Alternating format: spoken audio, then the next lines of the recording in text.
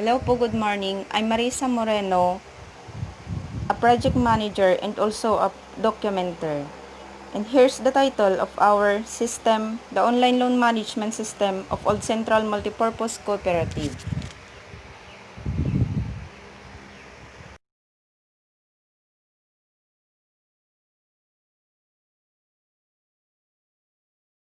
Online loan management system of Old Central Multipurpose Cooperative.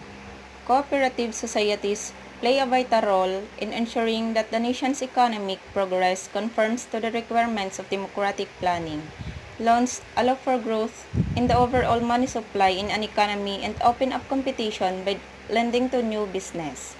Loans also helps existing companies expand their operations. In this system, you can see the type of loans because there are still in needs of money. We discovered or remake this system because by this time, they are operating manually. Online loan management system is the best solution for property loan provider for an easy and simple way of managing loans.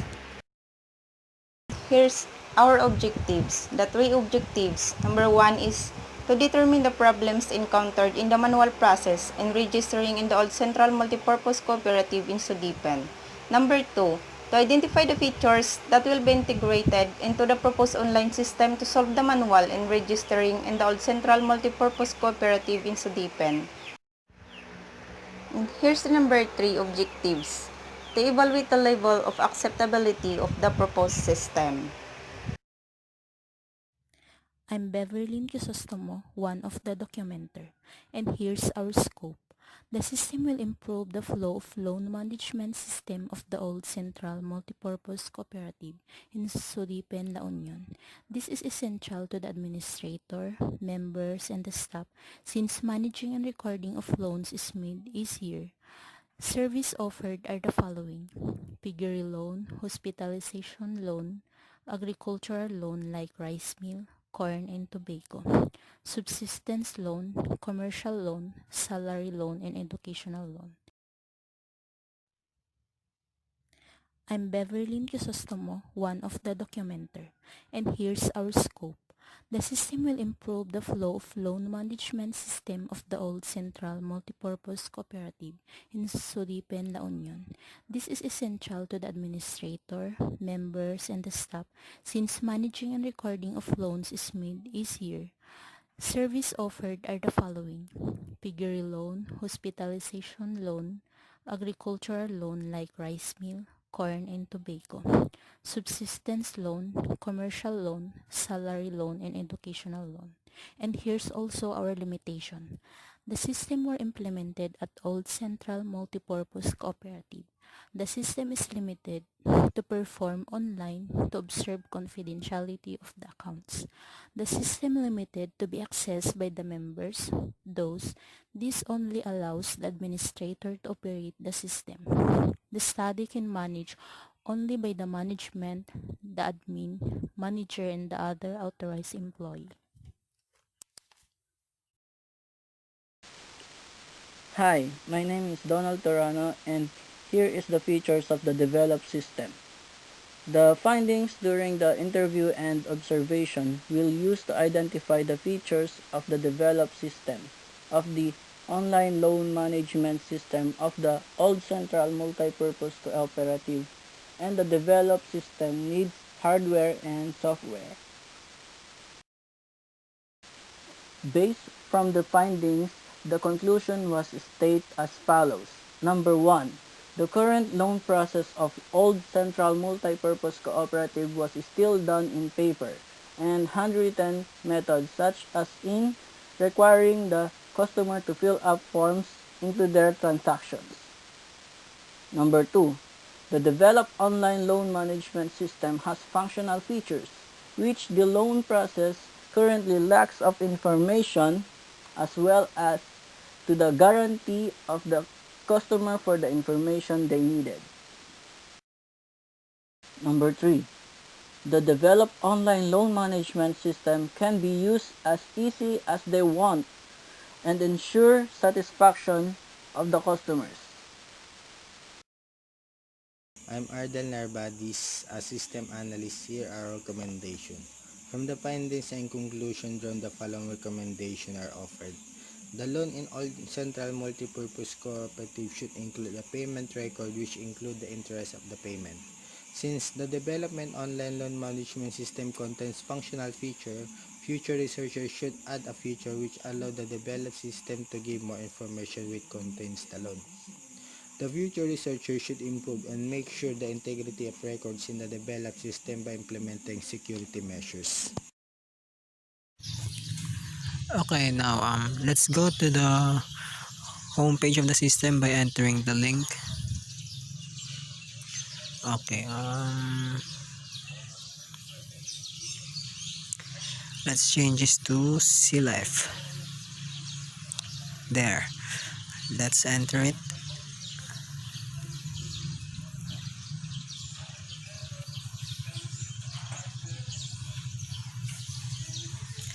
As you can see, this is the homepage of the system, All Central Multipurpose Cooperative. As we scroll down below, these are the navigations of the system. Here we have the featured causes, loan for every students, for farmers, hospital bills. We also have loan terms, like quarterly loan term, semi-annual loan term, annually loan term, 30-day loan term, our staff and volunteers section. We also have the chatbot here. Let's try the chatbot. Hello.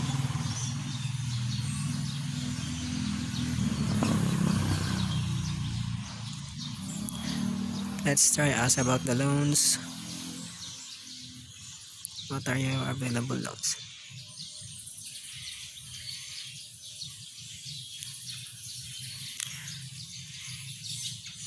Oh, what kind of loan do you need for?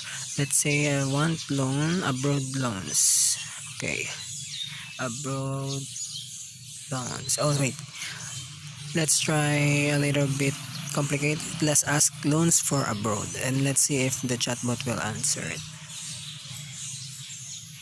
Oh yes, okay, the loan is available. Be a member now. Okay.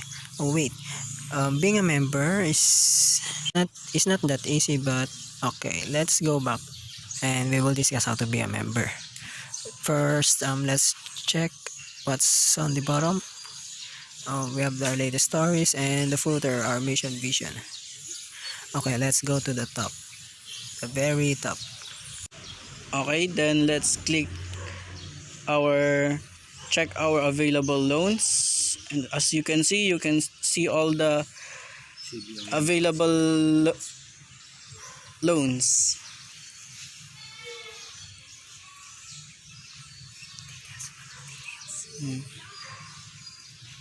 And check the details for more. This is the agricultural details and nav bars, and let's apply for a loan.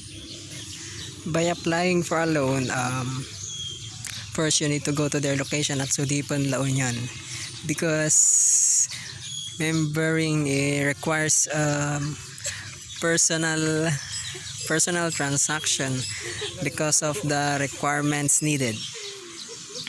Okay, now let's go and try to open the admin for membering, for adding a member. We open the admin by logging the username and the password provided. Okay. Notification will tell you that you have been logged in successfully. Okay, these are the tabs in the admin panel. The loans, loan status. Here the admin name. We also have add form at the loan forms, loan status. Here are the loan forms added already. Here are the loans. We have also add form and view user. Here are the user tabs, manager, members, admin is still because admin is in use, so there's no admin yet on the tab. Members, here are the 2 members added. Here are the actions, and update, enable, disable, delete. Okay. users. Let's add a new user. Don't forget to enter the admin password. It's very important in adding a member. Add the informations needed. Last name.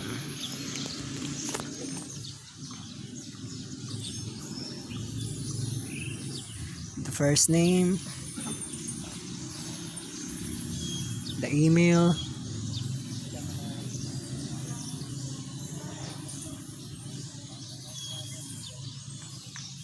The password. Confirm the password.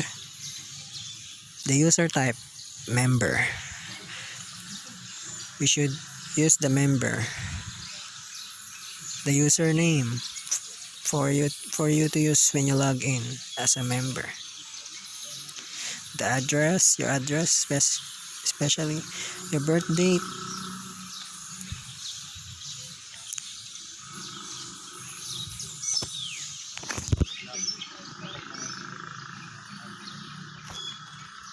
Okay, now click the sign up.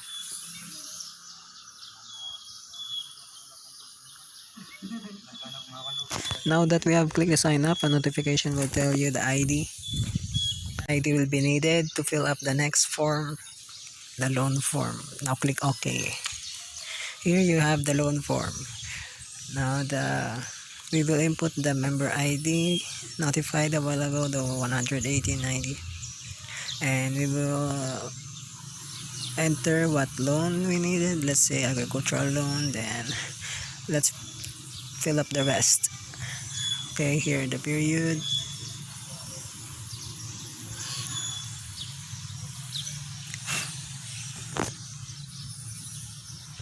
Installment in words, digits, the first due,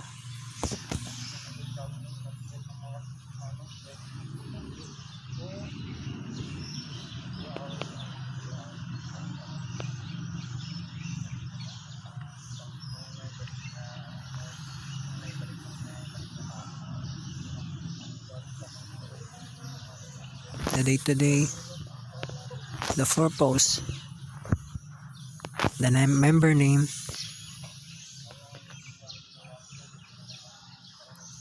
the spouse name,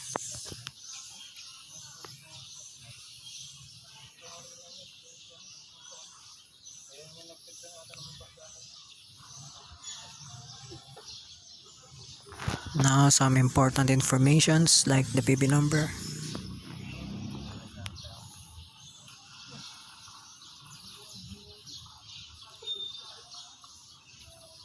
the amount guaranteed,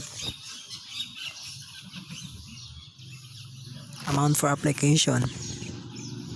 Now the co-makers of the cooperative that present on the transaction.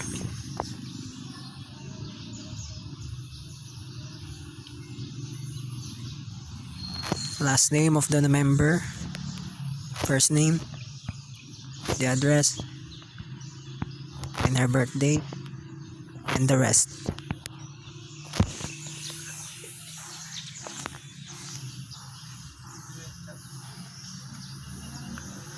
Then click add record here.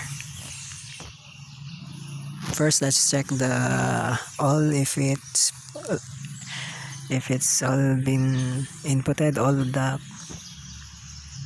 then add record.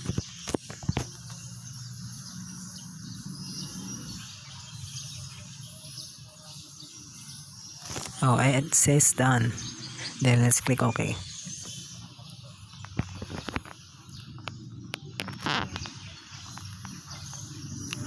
Now let's check if the form has been added. We can add form if to the current member if we want by clicking the add form there. So let's go to a loan form to find if the member has been added. Oh, there it is. Neeraj Ramos, agricultural loan, 5,000, due date.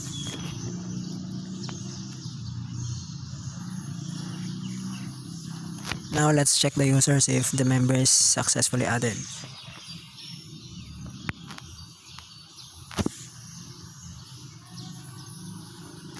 Let's go to members because the user added us is a member.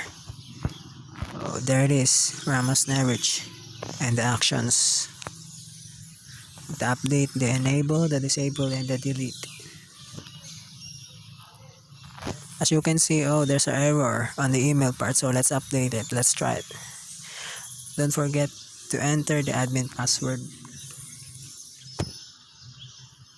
Then let's go to the section part where we are going to edit, to update. Then wait, let's check all, then let's click the update.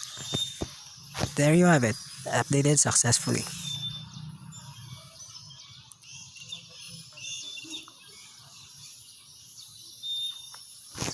Let's see, oh, there it has a letter M already. Now let's go to the home page and let's log in there. Let's log in the member account. Let's enter this, the provided password and usernames, then log in. Log in successfully. Now let's check it.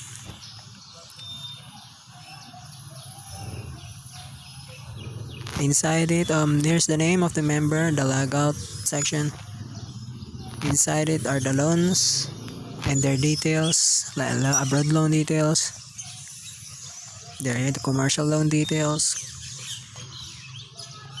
agricultural loan details, close. Now let's go to the account.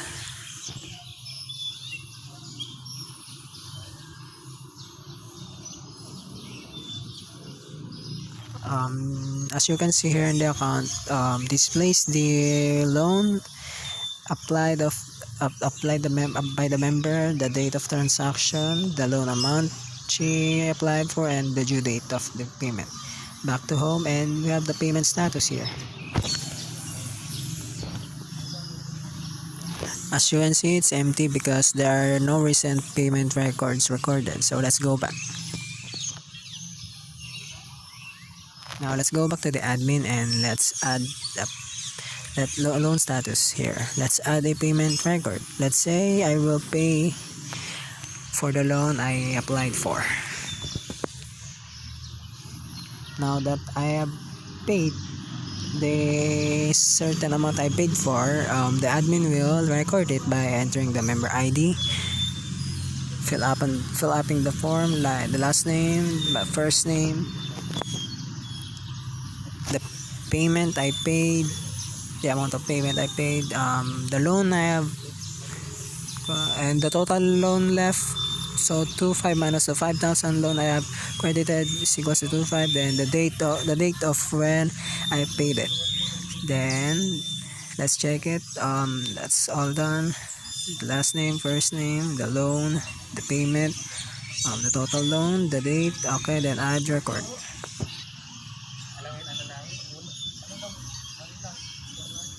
There it is. It says done. Now let's go to the loan status if the payment record has been added. Oh, there it is. The payment ID, the loan ID, member name, the loan, and here, there you go, the update and delete action. I can update it if there is something wrong about the information I inputted. You can also delete it if it is not applicable. Now let's go back and relog in the member account. Let's click it again and log in here. Enter the provided username and password for the member.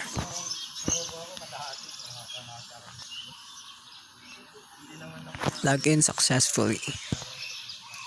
Then let's go to the account. Here, let's go to the account, the name, later. Let's go to the account. Here is the account, the loan she applied for. Then let's go to the payment. Here you have it. A payment record has been recorded on her account. Easy, right?